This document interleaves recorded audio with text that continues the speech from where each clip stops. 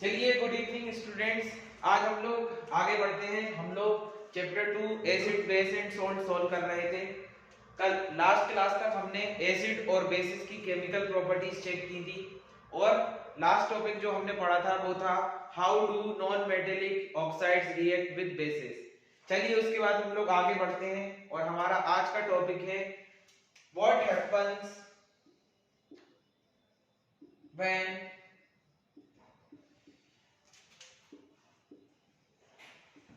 acids and bases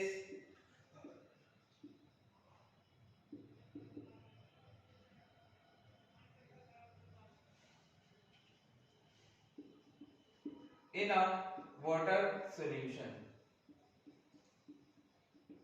चलिए तो हम लोग आगे बढ़ते हैं हमारे नेक्स्ट टॉपिक पर जो है जब हम लोग एसिड और बेसिस को वाटर सॉल्यूशन में रखते हैं तो क्या होता है। तो बच्चों मैंने जैसा आप लोगों को बताया था एसिड्स क्या करते हैं, जैसे ही हम उनको वाटर सॉल्यूशन में डालते हैं वो H+ आयन को क्या करते हैं रिलीज कर देते हैं और जो बेस होते हैं वो OH- आयन को क्या कर देते हैं रिलीज कर देते हैं। लेकिन अब हमको ये पढ़ना है आगे क्या होगा। एसिड्स का काम क्या है एक्वस सॉल्यूशन में H+ आयन देना और बेस का काम है OH- आयन देना। तो बच्चों जैसे ही हम लोग कोई फॉर एग्जांपल एक एसिड लें, जैसे कि मान लो मैंने HCl लिया HCl और हमने इसको वाटर में डिसॉल्व कर लिया, तो बच्चों डिसॉल्व होते से ही क्या होगा H+ आयन अलग चला जाएगा और Cl- क्या हो जाएगा अलग हो जाएगा। लेकिन बच्चों जो H+ आयन होता है वो अलग से इंडिविजुअल एग्जिस्ट नहीं कर सकता। इसके बाद क्या होगा, ये जो H+ आयन है वो वाटर से रिएक्शन करके बनाता है H3O+ आयन। बच्चों H3O+ आयन को हम लोग बोलते हैं हाइड्रोनियम आयन। क्या बोलते हैं हाइड्रोनियम आयन।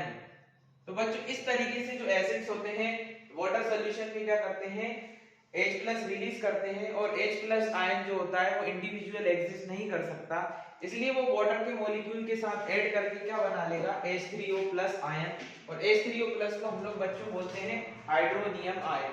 बच्चों there is a lot of difference between H+ ion and H3O+ ion. H+ ion क्या है हाइड्रोजन आयन और H3O+ आयन क्या है हाइड्रोनियम आयन। तो इस तरीके से एसिड्स क्या करते हैं वाटर सॉल्यूशन में जाकर डिसॉल्व होते हैं। चलिए आइए देखते हैं अब बेसिस का क्या काम है। चलिए अब हम लोग देखते हैं कि बेसिस वाटर के अंदर क्या होगा। तो बच्चों जब हम लोग किसी बेस को जब हम वाटर में डिसॉल्व करेंगे तो बच्चों वो क्या करेगा OH- आयन को क्या कर देगा रिलीज कर देगा और जितने भी बेस होते हैं वो अपना केटायन और एनायन क्या कर देते हैं रिलीज कर देते हैं। अब ध्यान दीजिए, अब हम लोगों ने किसी बेस को फॉर एग्जांपल हमने कोई एक बेस लिया NaOH। बच्चों NaOH किस स्टेट में होता है सॉलिड स्टेट में। अब हमने क्या किया इसको वाटर में डिसॉल्व किया H2O। तो वाटर में जाते ही बच्चों ये क्या होगा Na+ अलग हो जाएगा और OH- क्या हो जाएगा अलग हो जाएगा। KOH ले लीजिए बच्चों, KOH ये सॉलिड स्टेट, अगर इसको हम लोग वाटर में डिसॉल्व करेंगे तो K+ अलग हो जाएगा और OH- क्या होगा अलग हो जाएगा। तो आप लोग देख सकते हैं जो बेसिस होते हैं वो वाटर सॉल्यूशन के अंदर OH- आयन, जैसा कि आप लोग जानते हैं OH- आयन को हम लोग क्या बोलते हैं हाइड्रोक्सिल आयन क्या कर देते हैं रिलीज कर देते हैं। अब बच्चों आप लोगों को मैं एक चीज बताना चाहूंगा, जो बेसिस होते हैं वो सॉल्युबल इन वाटर होते हैं। बेसिस आर, चलिए मैं इसको आप लोग नोट कर लीजिएगा, मैं इसको रफ कर देता हूं। चलिए हम लोग आगे देखते हैं। अब आपको कुछ चीजें बताना है। तो बच्चों जो बेसिस सॉल्युबल होते हैं in water, basis soluble in water, उनको हम लोग बच्चों बोलते हैं एल्कली। क्या बोलते हैं बच्चों एल्कली। मतलब जो बेसिस वाटर के अंदर क्या होंगे सॉल्युबल होंगे उनको हम एल्कली बोलते हैं। लेकिन बच्चों ये चीज याद रखिएगा all bases are not soluble in water. जितने भी बेसिस होते हैं सबके सब सॉल्युबल नहीं होते वाटर के अंदर, और जो बेसिस पानी में घुल जाते हैं या वाटर सोल्यूबल होते हैं उनको हम लोग क्या बोलते हैं एल्कली। तो आप लोग आज से बेसिस का एक और नाम याद रखिएगा, कोई एल्कली होगा।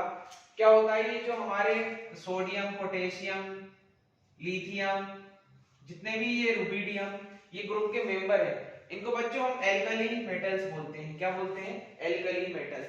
और जो ग्रुप नंबर 2 में जो आते हैं बेरिलियम, मैग्नीशियम, कैल्शियम, बच्चों इनको हम लोग एल्कलाइन अर्थ मेटल्स बोलते हैं, क्योंकि ये हमको अर्थ क्रस्ट से प्राप्त होते हैं।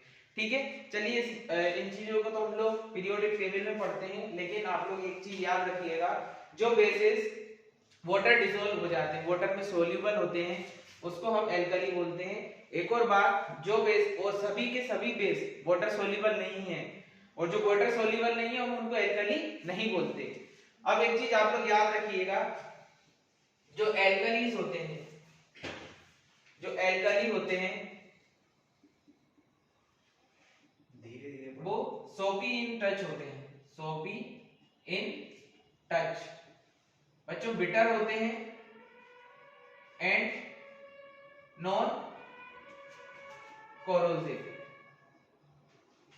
तो बच्चों ये चीजें आप लोगों को याद रखना है, जितने भी बेसिस जो होते हैं जो एल्कली कहलाते हैं, वो क्या होते हैं? सोपी इन टच होते हैं, बिटर होते हैं, और साथ में क्या होते हैं? कोरोसिव होते हैं। सोपी का टच मतलब समझते हैं, जैसे आप लोग साबुन छू के देखिए किस तरीके का टच आएगा। बिटर एंड कोरोसिव होते हैं, ठीक है ना। कोरोजन का मतलब आप लोग जानते होते हैं, सभी जंग लगना जिसको हम लोग बोलते हैं। तो कभी भी इनको हम लोग टेस्ट नहीं कर सकते, ठीक है, क्योंकि ये हमारे सेहत के लिए क्या रहेंगे? हार्मफुल रहेंगे। तो बच्चों अब इस एल्कली के बारे में आई थिंक आप लोग समझ चुके होंगे, फिर से मैं एक बार रिवाइज करा देता हूं।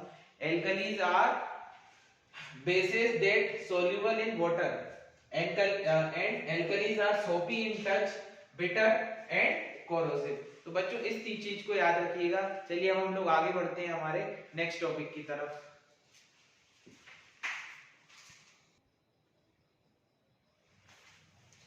चलिए अब हम लोग आगे बढ़ते हैं हमारे नेक्स्ट टॉपिक की तरफ बच्चों, जो है डाइल्यूशन। तो डाइल्यूशन का मतलब क्या होता है?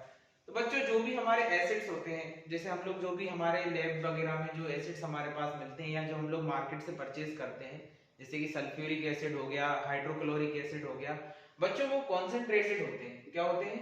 कॉन्सेंट्रेटेड एसिड्स होते हैं। अब हम लोग जो कॉन्सेंट्रेटेड एसिड्स होते हैं उनको हम लोग क्या करना चाहते हैं? डाइल्यूट करना चाहते हैं। डाइल्यूट का मतलब क्या है बच्चों? उसमें हम लोग वाटर की क्वांटिटी ज्यादा करना चाहते हैं। कॉन्सेंट्रेट एसिड में क्या होगा? बहुत ही कम क्वांटिटी में वाटर होगा, और कॉन्सेंट्रेट एसिड को हम लोग को क्या करना है? डाइल्यूट करना है। इसका मतलब फॉर एग्जांपल आप ये समझिए, मैंने 500 ml पानी लिया, 500 ml वाटर लिया, और उसमें मैं 20-25 ml क्या मिला दूं? एसिड मिला दूं। तो बच्चों मैं इसका मतलब क्या कर रहा हूं? किसी एसिड को क्या कर रहा हूं? डाइल्यूट कर रहा हूं। डाइल्यूशन का मतलब बच्चों यही होता है, किसी भी एसिड में हम लोग पानी में क्या मिला दें? पूरे बहुत सारा पानी हो, जैसे कि 500 ml पानी ले लिया मैंने, और उसमें 20-25 ml हमने क्या डाल दिया? एसिड डाल दिया। मतलब हमने एसिड को क्या कर दिया? डाइल्यूट कर दिया। मतलब वो एसिड कॉन्सेंट्रेट ना होके क्या हो जाता है? डाइल्यूट हो जाता है बच्चों। लेकिन ये जो प्रोसेस होती है किसी भी कॉन्सेंट्रेट एसिड को डाइल्यूट करने की, ये बहुत सावधानी से करनी चाहिए, क्योंकि आप लोग एक चीज याद रखिएगा कि कोई भी एसिड को पानी में डालना है या पानी को एसिड में डालना है, ये चीज हमें बहुत ध्यान से रखनी पड़ती है। ये बच्चों का बहुत डाउट रहता है कि हमें पानी में एसिड डालना चाहिए या एसिड में पानी डालना चाहिए। तो बच्चों आप लोग एक चीज याद रखिएगा, जब भी हम लोग किसी एसिड को डाइल्यूट करते हैं तो हम लोग क्या करते हैं? पानी में एसिड डालते हैं, ना कि एसिड में हम लोग पानी डालेंगे। हम लोग क्या करते हैं, जैसे ही हमने एक 500 ml का आपने बीकर लिया, उसमें पानी डाल दिया, फिर आप लोग क्या करोगे? जो एसिड है उसको धीरे धीरे डालोगे, बहुत ही स्लोली, और उसको क्या करोगे? स्ट्रिक करोगे। स्टिर मतलब आप लोग क्या कीजिए, आपने मान लो एक 500 ml पानी लिया और आपने जो एसिड लिया उसको थोड़ा थोड़ा डालिए और ग्लास रॉड की हेल्प से उसको स्टिर कीजिए। आप उसको स्टिर करते रहिए और धीमे धीरे क्या करिए? एसिड को पानी में डालते जाइए, तो आपको कोई खतरनाक कोई भी दिक्कत नहीं आएगी। लेकिन अगर आपने गलती से पूरा पानी डाल दिया, पूरा मतलब एसिड एक साथ डाल दिया या उल्टा कर दिया, एसिड में पानी डाल दिया, तो क्या होता है बच्चों? ये रिएक्शन बहुत ही हाईली एक्सोथर्मिक होती है। इससे क्या हो सकता है? ये जो एसिड होगा स्प्लैश आउट हो जाएगा, और स्प्लैश आउट हो गया तो ये बर्निंग के चांसेस भी बढ़ जाएंगे, जिससे आपको क्या हो सकता है? खतरा हो सकता है। इसलिए हम लोग क्या करते हैं? पानी में क्या डायरेक्ट एसिड नहीं डाल देंगे, हम लोग पानी में एसिड इस तरीके से डालते हैं कि पहले हमने पानी लिया, उसमें थोड़ा थोड़ा एसिड डालिए और उसको स्टिर करते रहिए ग्लास रोड की सहायता से, और फिर उसको रख दीजिए, आपको कोई दिक्कत नहीं आएगी। लेकिन आपने एकदम से डाल दिया तो बच्चों ये आपके लिए खतरनाक साबित हो सकता है, और उल्टी प्रोसेस तो आपको करनी ही नहीं है कि आप पानी में एसिड डाल दें, ये सॉरी एसिड में पानी डाल दें। तो इस तरीके से आप लोग याद रखिएगा डाइल्यूशन का मतलब क्या होता है, the converting concentrate acid into dilution, we have to dissolve large amount of water in small quantity of acid. This process is called dilution. मतलब क्या करना है हमको, पानी में मतलब एसिड में पानी की क्वांटिटी क्या हो जाए, ज्यादा हो जाए। तो इस तरीके से हम लोग डाइल्यूशन करते हैं, और डाइल्यूशन के लिए मैंने आप लोगों को तरीका बता दिया है। आप लोग इसको अपने स्कूल की लैब में एक बार तैयार करके जरूर देखिएगा। तो इस तरीके से आप लोग याद रखिए कि हम लोग डाइल्यूशन किस तरीके से करते हैं। लेकिन ये जो मैंने क्वांटिटी दी है बच्चों, ये नॉर्मली रैंडमली बता दिया है, इससे थोड़ी कम ज्यादा भी हो सकती है, लेकिन एसिड इससे ज्यादा नहीं लेना क्योंकि बहुत ज्यादा हो जाएगा इतनी क्वांटिटी में भी।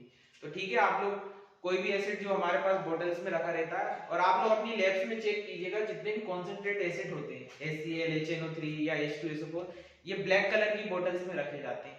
बच्चों मैं आप लोगों से जानना चाहूंगा कि ये एसिड्स ब्लैक कलर की बोतल में क्यों रखे जाते हैं। अगर आपको पता है तो आप कमेंट बॉक्स में इसका आंसर जरूर दीजिएगा, नहीं तो फिर मैं आपको जरूर बताऊंगा कि जितने भी ये कॉन्सेंट्रेट एसिड्स होते हैं इनको हम ब्लैक कलर की बोतल्स में क्यों रखते हैं, व्हाइट या नॉर्मल बोतल्स कलर में क्यों नहीं रखते हैं। चलिए आगे बढ़ते हैं अब हम लोग आगे बढ़ते हैं और हम लोग देखते हैं how strong are acids and base solution. बच्चों जैसा कि आप लोग जानते हैं कि एसिड बेस इंडिकेटर का यूज किया जाता है क्या पता करने के लिए कि कौन एसिड है और कौन बेस है। इंडिकेटर पे भी हमारा वीडियो जल्द आने वाला है, हम लोग इंडिकेटर पे भी एक सेपरेट वीडियो बनाएंगे। लेकिन एसिड बेस इंडिकेटर्स की हेल्प है कि आप लोग क्या कर सकते हैं, डिस्टिंग्विश कर सकते हैं बिटवीन एसिड एंड बेस। अब आप लोग एक चीज ध्यान रखिएगा, जैसे जैसे हम लोग डाइल्यूशन बढ़ाते हैं, क्या करते हैं बच्चों, जैसे जैसे हम लोग डाइल्यूशन बढ़ाते हैं तो कंसंट्रेशन बच्चों क्या हो जाता है, कम हो जाता है। कंसंट्रेशन क्या होता है बच्चों, कम हो जाता है। अब इसका क्या मतलब है बच्चों, इसका मतलब ये है जैसे कि आप ध्यान दीजिए, जो एसिड्स होते हैं वो हमको कौन सा आयन देंगे, H+ आयन देंगे। मतलब एसिड में किसका कंसंट्रेशन ज्यादा था, H+ का, और बेसिस जो होते हैं वो हमें क्या देते हैं, OH- आयन देते हैं। मतलब बेसिस में किसका कंसंट्रेशन देता है, OH- का। तो बच्चों जैसे जैसे हम वाटर में पानी डालते हैं, डाइल्यूट करते हैं, तो बच्चों कंसंट्रेशन क्या कर जाता है, डिक्रीज कर जाता है। तो इससे आप लोग एक चीज याद रखिएगा, while dilution the concentration of bases and acids decreases। ठीक है बच्चों, इस चीज को याद रखिएगा, डाइल्यूशन से क्या होता है, एसिड की H+ आयन की कंसंट्रेशन डिक्रीज कर जाएगी और बेसिस की OH- की कंसंट्रेशन क्या कर जाती है, डिक्रीज कर जाती है। ठीक है, हमारे पास बहुत सारे यूनिवर्सल इंडिकेटर्स होते हैं जो हमको बताते हैं कौन कितना अच्छा एसिड है।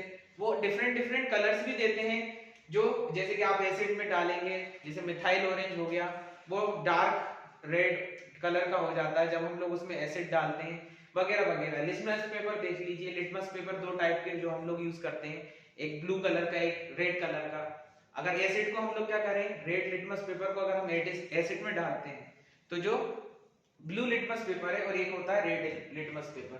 अब आपने क्या किया, आपने चेक करना है कि बेस है कि नहीं और एसिड है कि नहीं।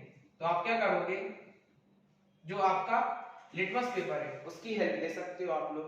तो एसिड और बेस की अगर हम लोग डिस्टिंग्विश करना चाहते हैं तो हम लोग लिटमस पेपर का यूज भी करते हैं। चलिए इंडिकेटर्स पे मैं बाद में आऊंगा, मैंने आप लोगों से कह दिया है कि हम लोग इंडिकेटर्स पे एक सेपरेट वीडियो बनाएंगे, क्योंकि एक बहुत अच्छा टॉपिक बन जाता है जिसमें आपको अलग अलग तरीके के इंडिकेटर्स के बारे में मैं बताऊंगा। लिटमस पेपर के अलावा भी बहुत सारे होते हैं जो उनके बारे में बताना है। चलिए अब हम लोग देखिए डाइल्यूशन के बारे में पढ़ रहे थे। डाइल्यूशन बढ़ने से कंसंट्रेशन क्या हो जाता है बच्चों, कम हो जाता है। एसिड्स के केस में किसका, H+ का, और बेसिस के केस में किसका, OH- का। अब हम लोग कोई एसिड स्ट्रॉन्ग है या बेस है, स्ट्रॉन्ग है कि वीक है, ये पता करने के लिए बच्चों हम लोग एक स्केल का यूज करते हैं जिसको हम लोग बोलते हैं बच्चों पीएच स्केल। तो चलिए आइए बच्चों हम लोग चेक करते हैं कोई एसिड या बेस कितना स्ट्रॉन्ग है या कितना वीक है। उसके लिए हम लोग एक स्केल का हमारे सामने एक स्केल होता है जिसको हम लोग बोलते हैं पीएच स्केल। बच्चों जो पीएच स्केल है इसका निर्माण किया था सोरेनसन ने।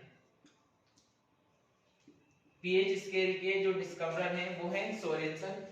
इन्होंने एक स्केल का निर्माण किया जिससे आप लोग क्या कर सकते हो, चेक कर सकते हो कि कोई एसिड कितना स्ट्रॉन्ग है या कितना वीक है, या कोई बेस कितना स्ट्रॉन्ग है या वीक है। तो बच्चों पीएच स्केल का मतलब क्या है, पहले तो यहाँ पर आप लोग एक चीज याद रखिएगा, यहाँ पर जो दो टर्म है पी का मतलब होता है बच्चों पोटेंशियल।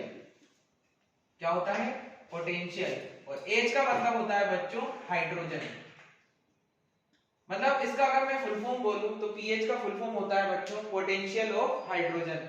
अब पोटेंशियल ऑफ हाइड्रोजन का मतलब क्या होगा, किसी भी एसिड्स में हाइड्रोजन आयन की कंसंट्रेशन कितनी है, उस स्केल को हम लोग क्या बोलते हैं, पीएच स्केल। ठीक है, a scale is used to measure the concentration of H+ ions is called pH scale, यानी पोटेंशियल ऑफ हाइड्रोजन। अब हम लोग देखते हैं इस पीएच स्केल में क्या बात होती है।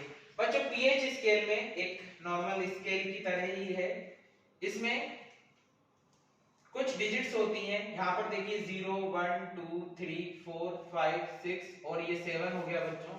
इसके बाद 8 9 10 11 12 13 और ये बच्चों क्या हो जाएगा 14। कुछ नंबर्स लिखे होते हैं। अब यहाँ पर ध्यान दीजिएगा, ये जो 7 मार्क होता है, ठीक है, ये हो गया आपका प्योर वाटर। आप लोग जानते होंगे जो पीएच वैल्यू होती है प्योर वाटर की वो कितनी होती है, 7 होती है। मतलब ये क्या है, न्यूट्रल है। क्या है, न्यूट्रल। अब यार ध्यान दीजिए, अगर किसी भी कोई अगर गिवन सब्सटेंस एसिड है तो इसकी पीएच वैल्यू हमेशा बच्चों लेस देन 7 आएगी। मतलब इस तरफ जाने पे क्या आता है, एसिड, और इस तरफ जाने पे बच्चों क्या आएगा, बेस। अब देखिए जिसकी वैल्यू 6 है वो भी एसिड है, जिसकी वैल्यू 5 है वो भी एसिड है, जिसकी वैल्यू 1 है वो भी क्या होगा बच्चों, एसिड होगा। मैंने इस तरीके से एरो इसलिए बनाया है ताकि आपको समझ में आए। ये बच्चों इंक्रीजिंग ऑर्डर है। क्या है, इंक्रीजिंग ऑर्डर। मतलब जितनी वैल्यू पीएच की कम आएगी एसिड उतना अच्छा होगा, और जितनी वैल्यू ज्यादा आएगी एसिड उतना ही क्या होगा, वीक होता जाएगा। मतलब फॉर एग्जांपल जिसकी वैल्यू 1 है वो सबसे ज्यादा स्ट्रॉन्ग एसिड है, जिसकी वैल्यू P2 है वो थोड़ा कम, फिर 3 पे और कम, ऐसे ही चलता जाएगा। और सिमिलरली बेसिस में जो होता है, अगर वैल्यू ग्रेटर देन 7 है, अगर पीएच वैल्यू ग्रेटर देन 7 है तो बच्चों वो एक बेस होगा। क्या होगा, बेस होगा। और बेस में अगर जितनी वैल्यू ज्यादा आएगी बेस उतना ही क्या होगा, स्ट्रॉन्ग होगा। तो यहाँ ध्यान रखिएगा, ये 7 के इस तरफ जाने पर एसिडिक नेचर बढ़ता है और इस तरफ जाने पर बच्चों बेसिक नेचर बढ़ता है। दूसरी चीज याद रखिएगा, जितनी वैल्यू हमारी पीएच की कम आएगी वो उतना ही अच्छा क्या होगा, एसिड होगा, और जितनी ज्यादा वैल्यू आएगी 7 के अबव में वो उतना ही अच्छा क्या होगा, बेस होगा। इस तरीके से पीएच स्केल की हेल्प लेके हम लोग क्या करते हैं, किसी भी एसिड या बेस की स्ट्रॉन्ग एसिड या स्ट्रॉन्ग बेस या वीक एसिड या वीक बेस का पता लगा सकते हैं। इस तरीके से आप लोग पीएच स्केल का यूज करते हैं, जैसा कि मैंने आपको बताया सोरेनसन जिन्होंने इसका निर्माण किया है। ये बहुत अच्छी चीज है, हमारे ऐसे बहुत सारी नई नई डिस्कवरी होती जा रही है। क्योंकि हम लोग देखिए अगर कलर देख के पता करना चाहते थे तो वो तो बात अलग है, लेकिन हमको वैल्यू वाइज पता चलना ज्यादा इजी हो जाएगा, है ना। जैसे आपको अगर कोई पीएच वैल्यू 6.3 दे रहा है और एक वैल्यू 5.9 दे रहा है तो आपको इससे क्लियर पता चल रहा है दोनों एसिड है, लेकिन अच्छा एसिड कौन सा होगा, जिसकी वैल्यू क्या होगी 5.9। और दूसरे इंडिकेटर्स क्या करते हैं बच्चों, कलर्स चेंज करते हैं। ब्लू को रेड कर दिया, रेड को ब्लू कर दिया, डार्क ब्लू कर दिया या डार्क ग्रीन कर दिया। इस तरीके से पता करना इतना आसान नहीं हो सकता। हाँ, आपको ये तो पता चल जाएगा वो एसिड है कि बेस, लेकिन वैल्यू पता करने से क्या होता है बच्चों, हमारा को ये अंदाजा हो जाएगा कि कितना अच्छा एसिड है और कितना अच्छा बेस है। तो इस तरीके से हम लोग पीएच स्केल से क्या करते हैं, एसिड और बेसिस की क्या पता कर सकते हैं कि वो स्ट्रॉन्ग है या वीक है। चलिए अब हम लोग आगे बढ़ते हैं नेक्स्ट टॉपिक की तरफ। चलिए अब हम लोग इम्पोर्टेंस ऑफ पीएच देखते हैं इन आवर डेली लाइफ। आप लोग कुछ कुछ पॉइंट्स हैं वो आपको ध्यान रखना है। तो सबसे पहले आप लोग ध्यान दीजिएगा, जो हमारी बॉडी होती है बच्चों, एक बॉडी जो होती है उसको सरवाइव करने के लिए जो रेंज बताई गई है वो पीएच रेंज होती है बच्चों 7.0 टू 7.8। इस रेंज में बच्चों हमारी बॉडी क्या करती है, सरवाइव करती है। अब आप लोग जानते हैं अगर जो पीएच वैल्यू होती है रेन वाटर की, pH value of rain water अगर 5.6 से बच्चों को क्या हो जाए, कम हो जाए, तो बच्चों इसको हम लोग बोलते हैं एसिड रेन। क्या बोलते हैं, एसिड रेन।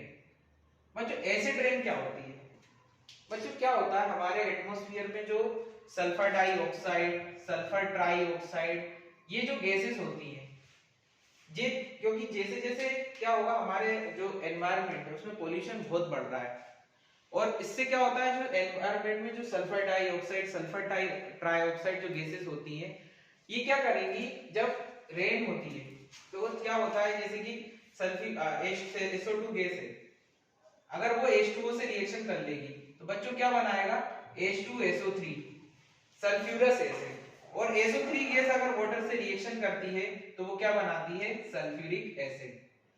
तो बच्चों अगर जैसे ही पीएच वैल्यू वो 5.6 के बिलो चली जाए तो बच्चों उसको हम लोग बोलते हैं एसिड रेन। अब ये जो एसिड रेन होगी वो हम सीधे जब धरती पे गिरेगी, अब धरती पे हम लोग ही रहते हैं तो क्या होगा, ये हमारे लिए हार्मफुल होती है। और दूसरी चीज ये है कि जब भी नदी वगैरह में ये जब एसिड रेन गिरेगी तो नदी का पानी भी क्या हो जाएगा, खराब हो जाएगा, तो वो हमारे लिए फिर यूज के लायक नहीं बचता है।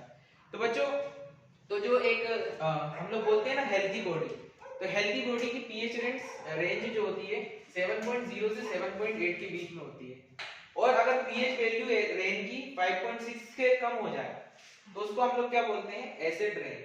तो इस तरीके से एसिड रेन में मैंने आपको बताया सल्फर डाइऑक्साइड, सल्फर ट्राइऑक्साइड ऐसी गैसेस जो होती हैं ये जो एसिड्स में कन्वर्ट हो जाती हैं, इसको हम क्या बोलते हैं बच्चों, सल्फ्यूरस एसिड, इसको हम बोलते हैं सल्फ्यूरिक एसिड। और जब ये पानी के साथ मिक्स होकर हम नीचे गिरेगी तो इससे क्या होगा, अगर हम लोग इसमें नहा लें तो हमारी बॉडी पूरी जल जाएगी, ठीक है। और कुछ क्या होता है, चलो हम लोग नहीं भी नहा रहे हैं तो ये पानी जो होगा वो नदियों में गिरेगा, फिर हम लोग उसको यूज भी कर रहे हैं, तो ये हमारे लिए क्या हो जाता है, हार्मफुल हो जाता है। चलिए अब हम लोग नेक्स्ट पे आते हैं, जो हमारा नेक्स्ट चीज है जो दी हुई है सोइल के बारे में इंपॉर्टेंस। चलिए बच्चों नेक्स्ट इंपॉर्टेंस देखते हैं, pH in our digestion system. तो बच्चों आप लोग जानते हैं जो हमारा स्टमक होता है, आप लोग जानते होंगे हमारे जो डाइजेशन के लिए जो स्टमक में क्या होता है, HCl एसिड होता है, हाइड्रोक्लोरिक एसिड। ये क्या करता है, हमारे डाइजेशन में हेल्प करता है बिना किसी हमारी बॉडी को क्या किए हुए, हार्म किए हुए। क्या होता है कि जो स्टमक होता है उसमें स्टमक में HCl एसिड पाया जाता है, जिससे क्या होता है हम लोगों को डाइजेशन में हेल्प मिलती है। लेकिन ये है ना, एसिड क्या करता है, हमारे स्टमक को कोई नुकसान नहीं पहुंचाएगा। लेकिन मान लीजिए जब हमारा इनडाइजेशन का जब केस आता है, तो इनडाइजेशन में क्या हो रहा है, हम लोग खाना नहीं पचा पा रहे हैं, तो बच्चों उसमें क्या होता है, HCl जो एसिड होगा उसकी क्वांटिटी बहुत ज्यादा बढ़ जाएगी, तो इनडाइजेशन में ये प्रॉब्लम आने लगती है। इससे क्या होगा, आपको पेन, इरिटेशन वगैरह होने लगेंगी। आप लोगों ने देखा होगा जैसे आप लोगों को कभी कभी एसिडिटी हो जाती है तो आप लोग इनो पी लेते हैं, ठीक है ना। इनो क्या करता है, उस एक्सेस एसिड को जो होता है क्या कर देता है, कम कर देता है। इसका मतलब इनो में थोड़ा बहुत क्या होता होगा, बेसिक नेचर होता होगा।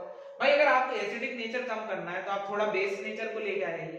तो क्या होता है, इस तरीके से हम लोग क्या करते हैं, एसिडिटी को कम करने के लिए कुछ ऐसी चीजें लेते हैं जिनको हम बोलते हैं बच्चों एंटा एसिड्स। क्या बोलते हैं, एंटा एसिड्स। आप लोगों ने बाजारों से गोलियां खरीदने जाते हैं, आप लोग टैबलेट खरीदने जाते हैं तो बहुत तरीके की मार्केट में टैबलेट्स मिलती हैं। एंटा एसिड्स जो ड्रग्स होते हैं हमारे, एंटा एसिड्स जो ड्रग्स होते हैं वो आप लोगों की बॉडी में जो एक्सेस हो जाएगा HCl का, उसको क्या करने के लिए, रिमूव करने के लिए, उससे थोड़ी जो आप लोगों को पेन हो रहा है उसको दूर करने के लिए हम लोग जो टैबलेट्स यूज करते हैं उसको बोलते हैं एंटा एसिड्स। जैसे कि आपने अभी मैंने आपको एग्जांपल दिया इनो का, और भी जैसे कि एक और होता है मैग्नीशियम हाइड्रोक्साइड, MgOH2, इसको बच्चों मिल्क ऑफ मैग्नीशिया भी बोलते हैं। क्या बोलते हैं, मिल्क ऑफ मैग्नीशिया। ये भी इसी पर्पस के लिए यूज किया जाता है, मतलब ये भी एक एज अ एंटा एसिड काम कर रहा है।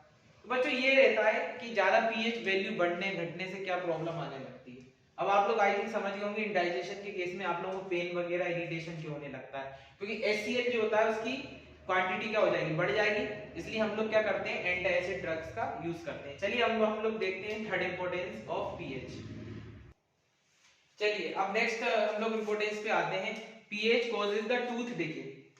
अब बच्चों आप लोग जानते हैं टूथ डिके के बारे में, जैसे बचपन में आप लोगों के भी दांत टूटे होंगे, ठीक है, वो किसी कोई ने तोड़े नहीं है, वो अपने आप ही टूटने लगते हैं, ठीक है, टूथ डिके।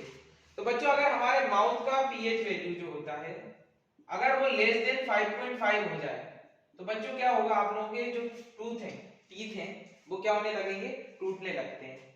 अब क्या करना है, अब जैसे कि अभी टूथ डिके हो क्यों रहा है, अब आप लोग ध्यान दीजिए, जब हम लोग खाना खाते हैं हम लोग क्या करते हैं, उसको अच्छे से चबा चबा के खाना खाते हैं, लेकिन बाई चांस मान लीजिए क्या हुआ कि वो खाना हमारे दांतों में फंसा रह गया, तो बच्चों क्या होगा, जो बैक्टीरिया होता है, जो क्या होगा, बैक्टीरिया होगा, वो क्या करेगा, हमारे माउथ में जो आप लोगों ने खाना छोड़ दिया है, बीच में खाना फंस गया है, उसकी फिर क्या कर, उसको खाने कौन आएगा बच्चों, फिर बैक्टीरिया आएगा। अब ये बैक्टीरिया क्या करेगा, आपके माउथ में क्या करेगा, एसिड प्रोड्यूस कर देगा।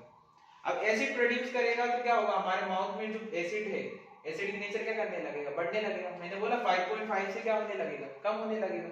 अब जैसे ही वैल्यू 5.5 से कम हो जाएगी तो क्या होगा, टूथ डिके होने लगेगा। इसलिए बच्चों हम लोग जो ब्रश करते हैं, आप लोग सुबह सुबह जो आप लोग टूथपेस्ट यूज करते हो, वो बच्चों बेसिक नेचर में होता है। वो क्या करेगा, बेसिक नेचर का होगा, तो आप लोगों के माउथ में जो एसिडिक नेचर बढ़ गया है उसको क्या कर देगा, डिक्रीज कर देगा, ताकि जो पीएच लेवल है वो मेंटेन रहे। दैट्स व्हाई हम लोग बोलते हैं जो टूथ डिके है उसकी लिमिटेड वैल्यू कितनी है, 5.5। इससे कम हो गया तो क्या होने लगेगा, टूथ डिके। चलिए बच्चों हम लोग बढ़ते हैं हमारे नेक्स्ट टॉपिक की तरफ, जो इस चैप्टर का लास्ट टॉपिक है। जैसा कि आप जो लोग देख रहे हैं कि बोर्ड पर चैप्टर का नाम लिखा हुआ है एसिड्स, बेसिस एंड सॉल्ट्स। तो हम लोग एसिड और बेसिस को पैरेलली पढ़ रहे थे साथ साथ। अब हम लोग सॉल्ट्स के बारे में बच्चों क्या पढ़ना है। बच्चों आप लोगों को याद होगा मैंने आपको एक न्यूट्रलाइजेशन रिएक्शन पढ़ाई थी, उसमें मैंने आप लोगों को एक चीज बताई थी, जो एसिड होते हैं और बेस से रिएक्शन करके बच्चों क्या बनाते हैं, सॉल्ट एंड वाटर। आप लोगों को ये चीज ध्यान होगी कि एसिड और बेसिस आपस में रिएक्शन करके क्या बनाते हैं, सॉल्ट और वाटर बनाते हैं। अच्छा बच्चों मैंने एक और चीज बताई थी, अब एसिड स्ट्रॉन्ग भी हो सकता है, वीक भी हो सकता है। बच्चों मैं स्ट्रॉन्ग एसिड के लिए अब ए यूज करूंगा और बेस के लिए मैं बी यूज करूंगा, आप लोग समझ जाइएगा। अगर दोनों स्ट्रॉन्ग है बच्चों तो जो आपका सॉल्ट बनेगा वो भी स्ट्रॉन्ग होगा, तो इसकी जो पीएच वैल्यू होगी तो ये सॉल्ट भी कैसा होगा, स्ट्रॉन्ग नेचर का होगा। तो इसकी जो बच्चों पीएच वैल्यू होगी वो 7 होगी, मतलब ये क्या होगा, न्यूट्रल होगा। अब दूसरा केस लेते हैं, अगर बच्चों अगर हमारा एसिड स्ट्रॉन्ग है लेकिन जो हमारा बेस है वो वीक है, तो वो कैसा सॉल्ट बनेगा तो स्ट्रॉन्ग ही बनेगा, लेकिन उसमें क्या होगा, एसिडिक नेचर ज्यादा होगा, और एसिड की वैल्यू कितनी होती है बच्चों, लेस देन 7। तो जो सॉल्ट बनेगा उसका पीएच क्या होगा, लेस देन 7 होगा। अब अगर देखिए अगर वीक एसिड है और स्ट्रॉन्ग क्या है आप लोगों का बेस, तो बच्चों जो सॉल्ट बनेगा उसमें बेसिक नेचर ज्यादा होगा, मतलब उसकी जो पीएच वैल्यू है वो कैसी आएगी बच्चों, ग्रेटर देन 7 आएगी। आप लोग इस चीजों को ध्यान रखिएगा। एक केस और हो सकता है वीक एसिड वीक बेस का, तो उसकी वैल्यू भी क्या आने वाली है, 7 ही आएगी, लेकिन उसके हम लोग बातें नहीं करेंगे, हम लोग इन तीनों पर ही बात रखते हैं। अगर आप लोगों को इसमें कोई डाउट हो तो आप पिछला वीडियो देख लीजिए, उसमें मैंने ये चीजें बहुत अच्छे से समझाई थी कि कब किस केस में स्ट्रॉन्ग सॉल्ट बनते हैं, और एक ही केस बताया था जब आप लोगों का वीक सॉल्ट बनेगा। तो बच्चों इस चीजों को आप लोग नोट कर लीजिएगा। अगर आप लोग सेंट्रल बोर्ड के स्टूडेंट हैं तो आप लोग इन चीजों को थोड़ा ध्यान से पढ़िए, क्योंकि इनके बारे में case study, multiple choice questions बहुत आ रहे हैं आजकल। आप लोग चलिए आगे बढ़ते हैं हमारे नेक्स्ट टॉपिक पर। चलिए बोलो बच्चों हम लोग नेक्स्ट टॉपिक पर आते हैं। हमारे सिलेबस में कुछ शॉर्ट नोट्स भी दिए हुए हैं। सबसे पहला शॉर्ट नोट जो दिया हुआ है वो सोडियम हाइड्रोक्साइड पे दिया हुआ है। तो बच्चों सोडियम हाइड्रोक्साइड को हम लोग कैसे प्रिपेयर करते हैं, तो सोडियम हाइड्रोक्साइड बच्चों हम लोग जो आप लोगों का सोडियम क्लोराइड होता है, अगर हम उसको एक्वस सॉल्यूशन बना लें उसका H2O, बच्चों इसको हम लोग ब्राइन बोलते हैं। क्या बोलते हैं, ब्राइन सॉल्यूशन। जो एक्वस सॉल्यूशन होता है सोडियम क्लोराइड का उसको हम क्या बोलते हैं, ब्राइन सॉल्यूशन। अगर इसमें इलेक्ट्रिसिटी पास कराई जाए तो बच्चों क्या बन जाएगा, बेस बन जाएगा। साथ में क्या होगा, लिबरेट होगी क्लोरीन गैस और साथ में क्या होगी, हाइड्रोजन गैस। तो इस तरीके से तैयार किया जाता है क्या, सोडियम हाइड्रोक्साइड। अब आप लोग देख सकते हैं ये रिएक्शन बैलेंस नहीं है। चलिए आप इस रिएक्शन को आप ही बैलेंस कीजिएगा, क्योंकि मैंने आप लोगों को रिएक्शन को बैलेंस करना सिखाया था आपको फर्स्ट चैप्टर में। तो सोडियम हाइड्रोक्साइड कैसे प्रिपेयर किया जाता है बच्चों, when electricity is passed through aqueous solution of sodium chloride which is called brine। बच्चों इंपॉर्टेंट चीज है ये, ब्राइन सॉल्यूशन क्या होता है, ठीक है, ये पूछा जा सकता है आपसे। तो क्या बनता है, सोडियम हाइड्रोक्साइड और क्लोरीन और हाइड्रोजन गैस क्या हो जाएगी बच्चों, लिबरेट हो जाएगी। इस तरीके से क्या प्रिपेयर किया जाता है, सोडियम हाइड्रोक्साइड। चलिए हम लोग नेक्स्ट टॉपिक पे चलते हैं, जो है बच्चों ब्लीचिंग पाउडर। चलिए बच्चों हम लोग नेक्स्ट टॉपिक पर आते हैं, ब्लीचिंग पाउडर। तो ब्लीचिंग पाउडर कैसे प्रिपेयर किया जाता है और इसके क्या यूजेस हैं, चलिए हम लोग देखते हैं। अभी बच्चों मैंने आप लोगों को पढ़ाया है जो ब्राइन सॉल्यूशन है उससे हमें जो क्लोरीन गैस मिलती है, अगर हम लोग कैल्शियम हाइड्रोक्साइड की रिएक्शन उससे करा दें, कैल्शियम हाइड्रोक्साइड उसकी रिएक्शन अगर हम लोग किससे करा दें बच्चों, क्लोरीन से, तो बच्चों क्या बनेगा आप लोगों का ब्लीचिंग पाउडर, CaOCl2। और साथ में बच्चों कौन सी गैस लिबरेट होगी, हाइड्रोजन गैस। आप लोग देख सकते हैं ये रिएक्शन ऑलरेडी बैलेंस है, या हम लोगों को बैलेंस करना पड़ेगा। अब आप लोग यहाँ से देखकर बता सकते हैं, CaOCl2 प्लस साथ में क्या बन जाएगा, H2। आई थिंक H2O बनेगा। देखिए अब रिएक्शन बैलेंस हो जाएगी ये। तो देखिए इस तरीके से हम लोग इस रिएक्शन को तैयार किया जाता है ब्लीचिंग पाउडर में। इसको हम लोग क्या बोलते हैं बच्चों, कैल्शियम हाइड्रोक्साइड। क्या बोलते हैं, कैल्शियम हाइड्रोक्साइड। बच्चों Cl2 क्या हो गया, क्लोरीन, और इसी को हम लोग बोलते हैं ब्लीचिंग पाउडर। ब्लीचिंग पाउडर बच्चों आप लोग देख सकते हैं ये रिएक्शन ऑलरेडी बैलेंस है, बस इसी को आपको थोड़ा वर्ड्स में लिख देना है, आपको फुल मार्क्स मिलेंगे। ब्लीचिंग पाउडर को बच्चों हम लोग कैल्शियम ऑक्सीक्लोराइड भी बोल सकते हैं। इसको आप लोग जो दूसरा नाम बनाना चाहें केमिकल नेम, इसको हम लोग क्या बोलते हैं, कैल्शियम ऑक्सीक्लोराइड। चलिए अगर बच्चों मैं इसके यूजेस बताऊं, आप लोग इसको जो यूजेस कर रहे हैं, सबसे बच्चों पहले तो इसको हम लोग एज एन ऑक्सीडाइजिंग एजेंट भी यूज करते हैं। ऑक्सीडाइजिंग एजेंट आप लोग लैब वगैरह में जो यूज किया जाता है, ऑक्सीडाइजिंग एजेंट की तरह यूज किया जाता है। To free water from germs,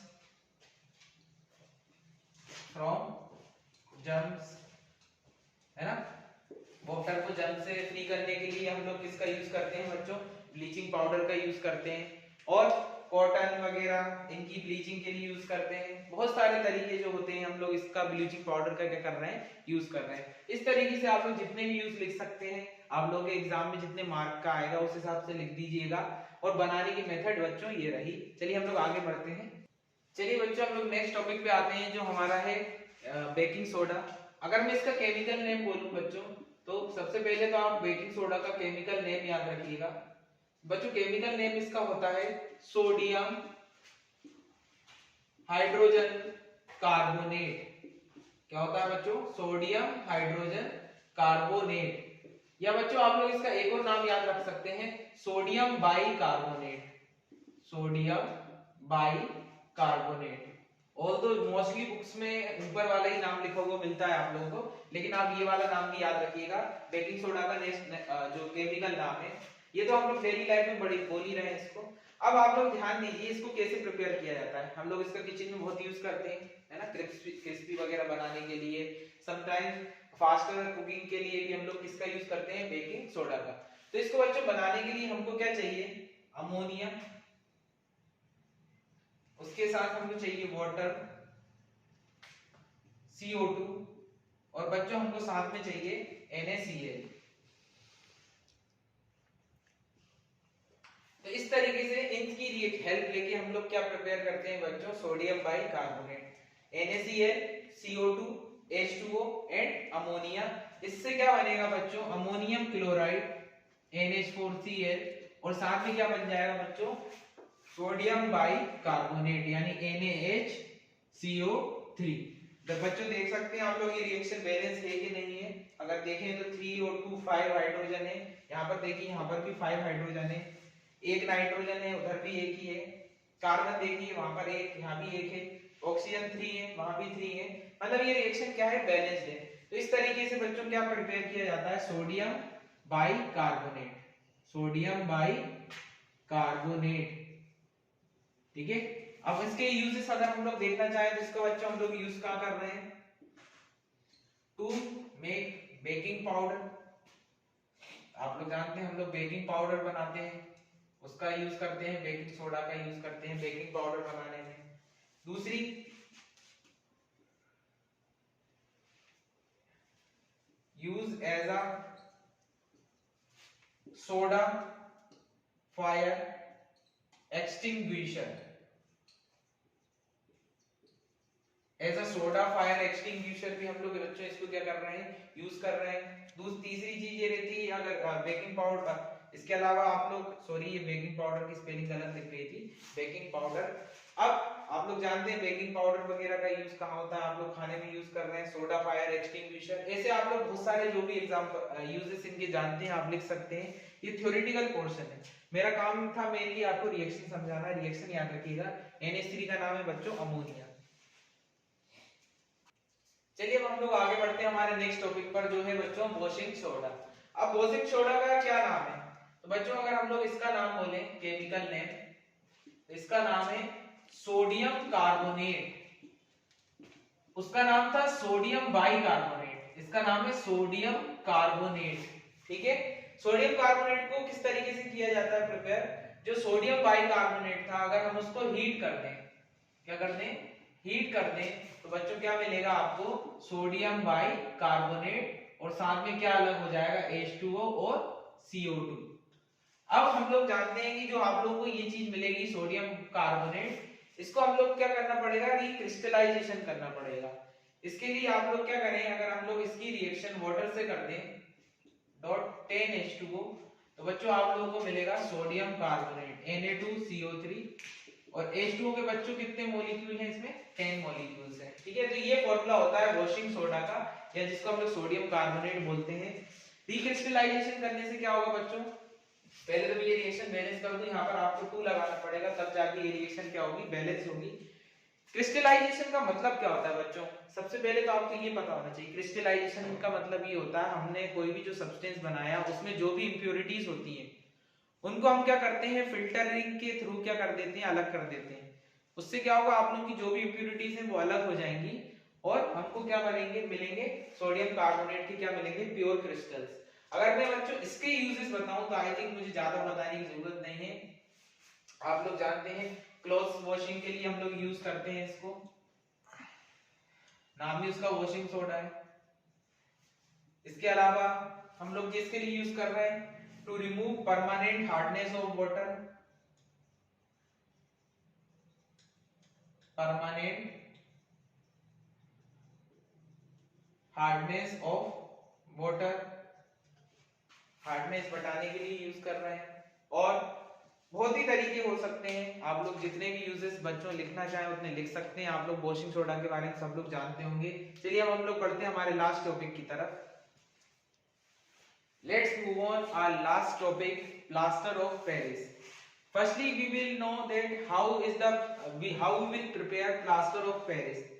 Then always remember the formula of plaster of Paris is CaSO4 dot half H2O. You will pronunciate it calcium sulfate hemihydrate. Dear students, we call water in chemistry hydrate, and these are half molecules, so we are using hemi. The chemical formula is CaSO4 dot half H2O, and chemical name is calcium sulfate hemihydrate, and is the preparation method is we prepare it using gypsum CaSO4 dot 2H2O. Whenever we heat gypsum at 373 Kelvin temperature, it loses molecule of water and forms CaSO4 dot half H2O and release 3 half H2O. This is the balanced chemical reaction of preparation of, this is called gypsum, and this is called plaster of Paris. You can write POP. and this is a reversible reaction, and further half molecule of H2.CaSO4 react with 3/2 H2O form again gypsum. The use of gypsum is, whenever we get fractured in our bones, the doctor use it. आप लोगों ने देखा होगा जो हाथों में हम लोग पहने रहते हैं, जो हाथों में जब किसी को फ्रैक्चर हो जाता है तो डॉक्टर्स वगैरह आप लोगों को प्लास्टर चढ़ा देते हैं, उसी को बच्चों पीओपी बोलते हैं, प्लास्टर ऑफ पेरिस बोलते हैं। तो ये हमारे कुछ टॉपिक्स थे सॉल्ट के अंदर, अब हमने इनको खत्म कर दिया है। अब बच्चों हम लोग आपको नेक्स्ट वीडियो में मिलेंगे और हमारे नेक्स्ट चैप्टर का नाम होगा एसिड बेस सोल्ट। सोल्ट के जस्ट बाद जो हमारा चैप्टर रहेगा वो होगा मेटल एंड नॉन मेटल, या हम लोग कोई फिजिक्स का कोई चैप्टर लेके आएंगे। तब तक आप लोग पढ़ाई करते रहिए, प्रैक्टिस करते रहें। All the best.